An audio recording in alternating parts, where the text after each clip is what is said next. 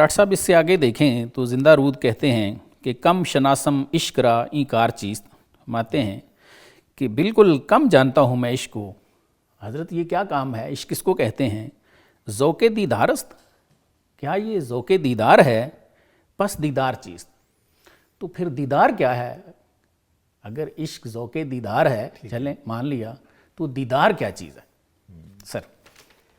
زندہ رود اصل میں اب سوالات کا سلسلہ شروع کر چکے ہیں، رحمت اللہ عالمینی سے بات کی، غالب، پھر غالب سے آگے حلاج کی طرف آگے، اب حلاج سے سوال پہ سوال کرتے جا رہے ہیں۔ تو اس میں بڑی عمدگی کے ساتھ 3 اشعار کے اندر آپ نے حلاج نے جواب دیا،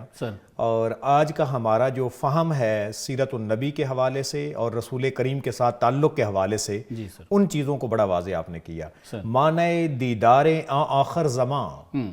اچھا، اب یہاں پہ پہلی لائن سے یہ سمجھ آ رہی ہے کہ وہ حضور صلی اللہ علیہ وآلہ وسلم کے دیدار پہ پہلے کلام فرمانا چاہ رہے ہیں، تو فرماتے ہیں کہ معنی دیدار آخر الزمان، وہ آخری نبی جو ہیں ان کے دیدار کا مطلب بتاؤں کیا ہے؟ حکم او برخیشتن کردن رواں، ہاں، ان کا جو حکم ہے اس کو اپنے اوپر رواں کرنا ہے آپ نے، یہ راستہ ہے۔ در جہاں زی چوں رسول انسو جاں، جہان میں آپ نے ایسے جینا ہے جیسے رسول انسو جاں جیے ہیں، اسوہ حسنہ، جی جیسے ان کی سر، تا چو او باشی قبول انسو جاں، تاکہ انسو جاں میں تو ان کی طرح قبول ہو جائے، یعنی انسانوں اور جنات میں ہر ایک میں۔ اچھا، میں نے اس کو نا سر دیکھا ہے، یہ جو جاں ورڈ ہے نا، جی جی جی، اچھا ڈکشنری میں اگر دیکھیں تو انسو جاں کا معنی ایک انسان بھی لکھا ہے، کہ جیسے آپ انسانوں میں مقبول تھے، ٹھیک ہے، آپ اس طرح ہو جائیں، پھر یہ معنی بنے گا۔ اور انس کا مطلب الگ سے دیکھیں تو وہ بھی انسان ہی ہیں، ٹھیک ہے، جاں کو اگر آپ پرشین میں دیکھیں تو اس کے 2 مفہوم ہیں، صحیح، ایک اس سے مراد ہے وہ روح جو حیوانی روح جس کو کہتے ہیں، صحیح، اور ایک وہ روح ہے جو اللہ تعالیٰ کا راز ہے،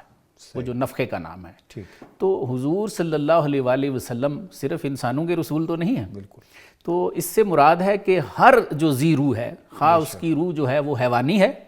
یا انسانی ہے، انسانی ہے۔ تو اگر ان تمام موجودات میں فرما رہے ہیں کہ آپ مقبول ہو جاؤ، بلکہ یہ وہ تو آپ کی رحمت اللہ عالمین کا کنسیپٹ انس جان اور اس سے آگے جمادات میں بھی چلا جاتا ہے، سب میں چلا تاکہ ہر ایک میں تم مقبول ہو جاؤ۔ بعض خدرہ بیں ہمیں دیدار اوست، واہ، یہ بڑی خاص لائن ہے۔ فرماتے ہیں کہ جب یہ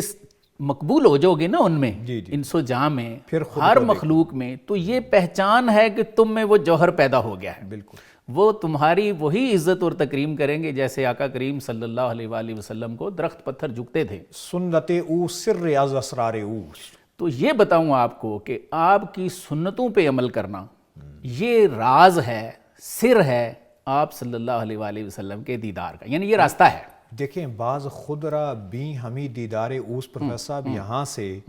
جو صوفیاء اور سلوک کی راہ پہ چلتے ہوئے فنا فی الشیخ اور فنا فی الرسول کی منزل ہے نا، یہ وہ منزل ہے، بالکل ایسے، تو دیدار جب ان کے یعنی اتباع کے اندر تم اس درجے پہ پہنچ جاؤ کہ جو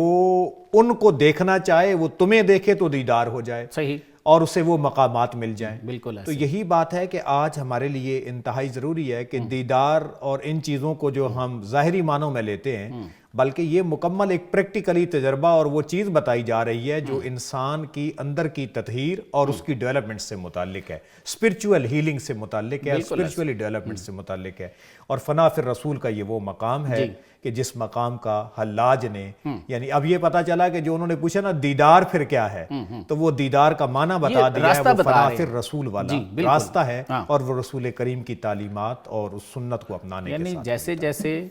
میں نے کچھ عرفاء کا لکھا دیکھا ہے کہ جیسے جیسے انسان ان کی سنت اور طریقے پہ اور اسوہ پہ چلنا شروع ہو جاتا ہے تو سرکار کی محبت میں اضافہ ہوتا ہے اور سرکار کی توجہ ہو جاتی ہے، اور پھر جس کو زیارت عظمیٰ نصیب ہو جاتی ہے سرکار کی، اس میں پھر وہ جوہر جو ہے وہ آ جاتا ہے، تو جس کو سرکار دیکھ لیں اس میں کچھ نہ کچھ تو اثر پیدا ہوتا ہے نا۔ مولانا روم نے حضرت بکر صدیق کے بارے میں فرمایا کہ چشم رحمت بر ابو بکر زدہ او از یک نگاہ صدیق شدہ، کہ ایک نگاہ ان پہ ڈالی اور آپ کو صدیق کے مقام پہ فائز فرما دیا۔ بلکہ اس کے بارے میں حضرت امام محمد بن حسن شیبانی کے بارے میں ہے نا، اللہ نے ان کو رسول کریم صلی اللہ علیہ وآلہ وسلم سے وہ حظ وافر عطا فرمایا تھا۔ آپ بڑے مشہور حنفی امام ہیں کہ آپ کو لوگ گلی کوچے میں دیکھتے تھے تو دیکھ کے پکار اٹھتے تھے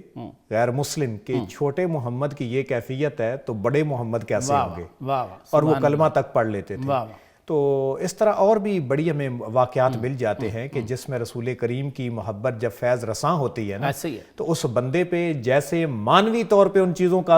اثر ڈالا جاتا ہے خلق نبوی کا، ایسے ہی ہے، اسی طرح ان کی ظاہری صوری جو